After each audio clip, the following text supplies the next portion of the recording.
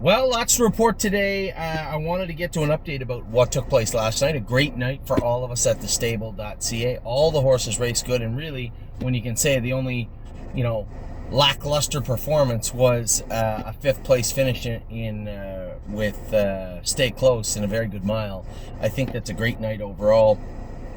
I wanted to bring you the update a little earlier, but I had a little housekeeping myself this morning. I wanted to get a more Diener trained. It's just a few times back training now for him. So he's still a little ways away, but I wanted to get a feel for how he is. As I said to you, the injury he had on that tibia would heal 100%, and it did. He trotted great this morning. All we had on him was an open, happy bridle. So for those of you who don't know, the head check that holds the horse's head up, didn't even have that on today, just an open bridle and a set of trotting boots behind, and the horse was fantastic. Now, I only went a mile and a half, 2:29 the last mile, and he'll probably need 5, 6, 7 more of those over the next couple of weeks. But mechanically, he was perfect. Now, he did a great job today, but man, oh man. I told everybody I've been waiting for Brace for Landing just to show us he's ready to go. Give me that feeling like he's ready to go. And although he still wasn't pristine today, he was very strong. Made some shoeing adjustments when he first came over here. We put flip-flops on him up front. And I actually went to a set of aluminum shoes on him behind, which is always a little concerning. Can jam them up, and it can soar up a young horse, but you got to be careful. I think the biggest mistake people make with aluminum shoes is they leave them on too long. Let the horse tell you if they're bothering them. And that's easily found by looking at the shoes themselves. Now, the aluminum alloy shoes wear quite quickly. And even on a track like Northfield Park, they wear very quickly. So if you see the trotters wearing the outsides of their shoes right off, it's a telltale sign that maybe don't be long for making a shoeing change with the horses, because it can really start to pinch them and jam them up. I haven't seen that now. This was his first training trip with the aluminums on behind. I trained a mile in 57 and a piece last half and 56 and a bit. He was very, very, very, very good. Better than I've ever seen him in his life. But what I was most impressed about was how professional he felt. Was how professional he seemed. Like, now, we were training by ourselves. There was no other horses, there was no starting gate. So take all that into account. So take it all with a grain of salt. But the way he did it just felt much more effortless than I've felt him train before, which tells me, if nothing else, we are definitely on the right track. He was very, very good today. We'll qualify him next week at Northfield Park. And then every start after that, every time we go with him, this will be a week-by-week basis. Do we go to the Meadows for a maiden? Do we go back to Ontario for a bigger track maiden and start to focus on the latter stakes? The Grand Circuit Stakes is where I believe and hope he'll end up. Or do we just send him down to New Jersey to race in the New Jersey Sires? Keep in mind, this horse has stakes all through the summer in Ontario, in New Jersey, in Kentucky, then back to New Jersey if we want for the Valley Victory. There is no rush with this horse, and for him to do what he did today was awesome. So that's today out of the way. I do have some bad news. It's not all just sunshine and, as I said, rainbows. I can't make it to Bucyrus today. Thought I had a 10 o'clock flight. Turns out I have a 6 o'clock flight. So I don't really want to roll into Buffalo International Airport, that area, at 1 o'clock in the morning for a 5 o'clock flight and be a zombie in Philadelphia when we have 6 divisions of trotters to race. So I looked at the forecast. I'll be honest too. I looked at the forecast and it's calling for a lot of rain. Factor in the rain. If it wasn't raining, I would still have a long discussion with myself today whether I could make it to Bucyrus or not. But when you factor in a lot of rainfall, it's not just that I hate the rain, because I despise the rain, but it's a whole fact that you're getting muddy in this little town. Now you somehow have to clean up, get back to where you're going, covered in mud, somehow clean off your boots, your helmet, whatever, and be ready to go to Philadelphia just on 3 hours sleep, maybe 2.5.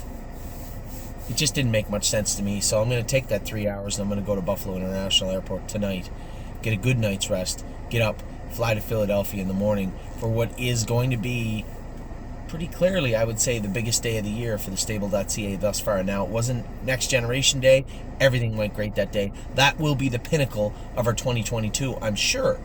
But we can always shoot for better. And we got a chance to at least take a run at that tomorrow. A little bit of luck.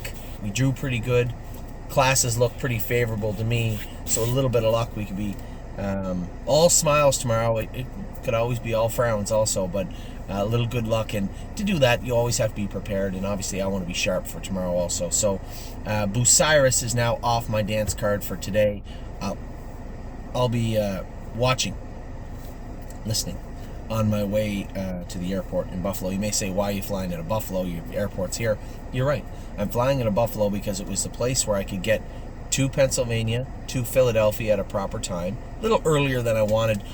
There was a later flight, but truthfully, with the cancellations and the delays in the airlines recently in North America, I just didn't want to chance it. So I opted for the early flight. Secondly, I'm going to fly from Philadelphia to Chicago, and when I fly back from Chicago, I'd rather be on the border. I'd rather be where I can get off the plane, get in my car, and go back to Canada. My boy's playing baseball on Saturday afternoon in Oshawa. You guys know Ollie plays baseball, so I'd like to make his baseball game. And then if everything goes well, maybe I could drive the horses Sunday evening at Georgian Downs. We'll see how it plays out. There's always 2 things on the go minimum for me, and for today it's to get to Buffalo first and foremost and be sharp and ready to go for tomorrow. Now, with that out of the way, I do want to talk about what took place last night. Just a fantastic night, as I said. Stay Close raced good. When you saw the half flash up 57-3, I knew we were dead in the water. You know, they already sunk our battleship. There's nothing we can do about it. Come first over, put up the best tussle you can and hope for the best. And Stay Close isn't that last half 55 type horse, right? That mile and 52 was great. It was obviously an anomaly on his lines, and I think he'll get better. We'll talk about that in the coming days. What the future holds for some of our horses. Do we turn them out or do we look to sell them? It will depend on where they fit when they come back and how good we truthfully hope and how the information leads us to believe they will be when they come back. So Stay Close last night, I'm going to give him a pass. It wasn't like it was a horrible line. It just wasn't his best effort. But the math makes it very difficult for him to put in his best effort when they're at the half in 57. He's at the half, 58-2? The race is over. And that's not Jody's fault. It's just the way the race shook out. We started the night with chocolate for lunch. Now, I didn't realize until this afternoon when it was brought to my attention by one of our clients, Pat, that she had gone in 55 because the fractions weren't up. I knew she was rolling right along. I thought 57. Thought she looked good. She should have won, but she get used really hard. That's 2 weeks in a row she get used hard. 55 is a good mile. And I know Dwayne Marfisi said, hey, what about the Battle of the Bells? And I made it very clear. Listen, you put her where you think she should go to win. If she can't win the Battle of the Bells, don't race her there. I don't care if it's a prospect or the grassroots or the non-winners of one at Georgian or Grand River or anywhere. Let's just start building a foundation on this filly because, quite frankly, my personal feelings right now, and there's lots of information to come in, the preliminary findings are that she's just an okay horse. She's an overnight type horse like Old Check or those other horses where they're not quite grassroots material, but they're going to be useful horses to a certain extent. We have to reevaluate them week by week to figure out where do they play in the bigger scheme of things. Are they going to be up for sale in the fall? I know that Pat said, well, the Dallies get better as they go on. Well, how much better? Because I don't think we're going to see her go from a defeat in the Prospect Series to the Breeders' Crown 3-year-old winner.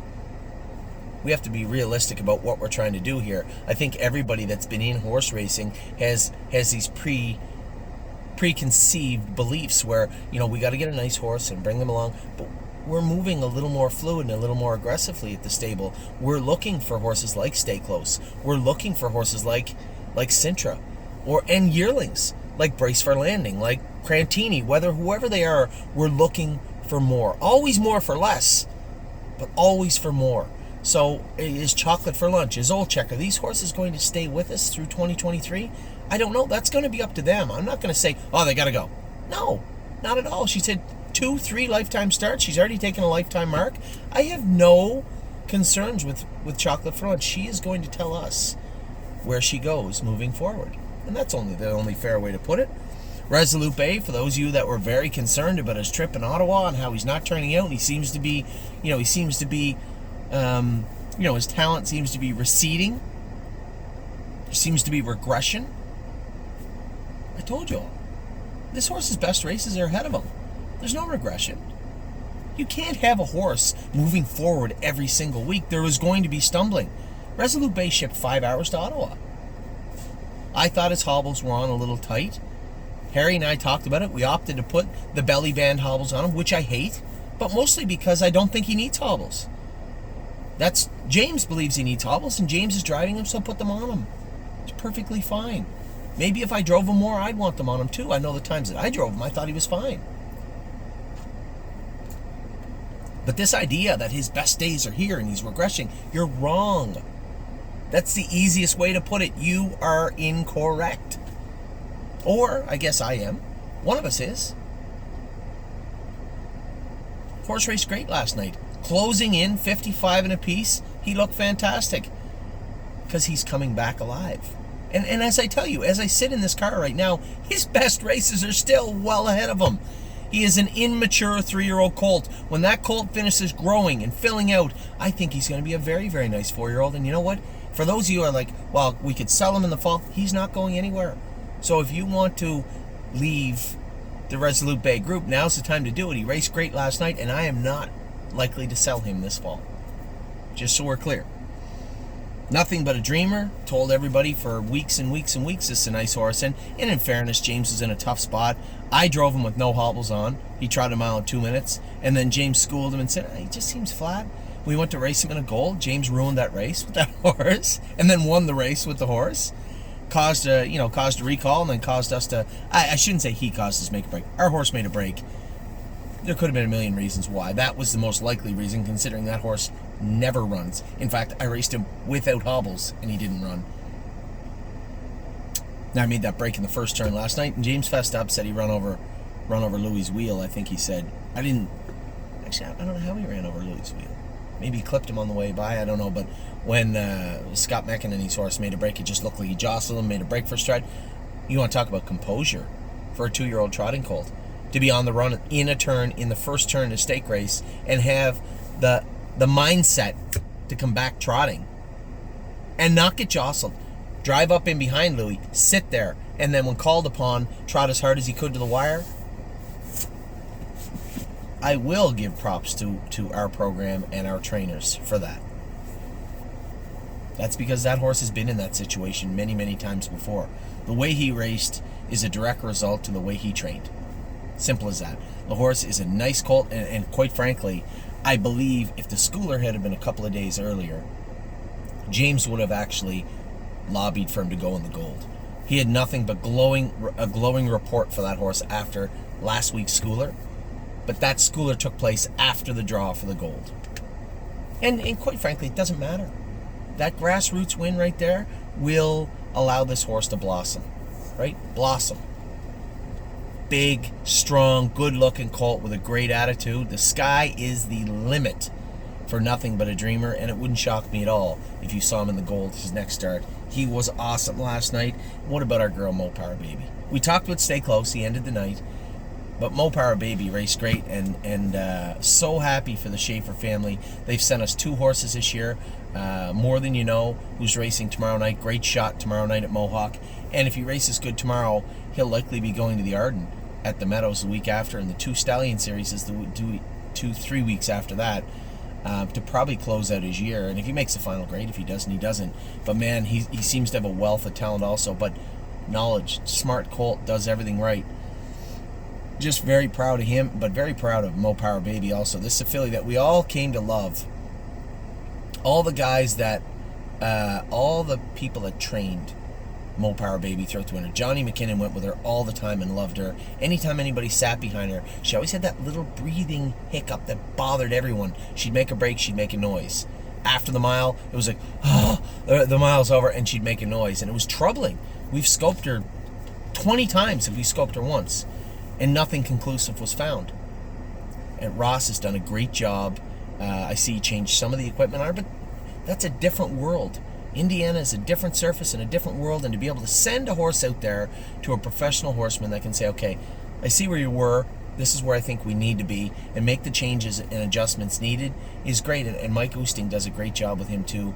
They both obviously team up with Massive Profit and Mo Power Baby, and I suspect we'll do some business with him in the future also for that Indiana, Southern Ohio type racing format throughout the next year. Really like this guy. He does a great job. He's easy to talk to. He's very blunt and upfront with his diagnosis of the horses and the way he brings it forward. I enjoy talking to him.